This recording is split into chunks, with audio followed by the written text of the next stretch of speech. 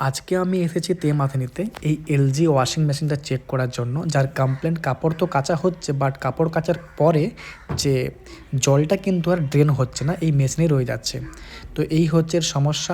এরপর কিন্তু আর কোনো কিছু স্টার্ট হচ্ছে না, এখানে স্টপ হয়ে যাচ্ছে। তো তার জন্য খুলেছি প্যানেল, আর দেখতে পাচ্ছ এখানে কিন্তু অনেক ডিম পাড়া রয়েছে। তো এই হচ্ছে প্রেসার সুইচ, এটা খারাপ আছে, এটাকে আমি রিপ্লেস করব। তো শুনতে পাচ্ছ এখানে কেমন আওয়াজ করছে ভিতর থেকে। তো এটা হলো প্রেসার সুইচ। তো এখন কিন্তু এটাকে রিপ্লেস করে দিয়েছি। আর কুইক ওয়াশ বলে কিন্তু একটা প্রোগ্রাম হয়, ওটাকে আমি করেছি সিলেক্ট। তো দেখবো আমরা পুরোটা যে সব কিছু ঠিকঠাক হচ্ছে কিনা।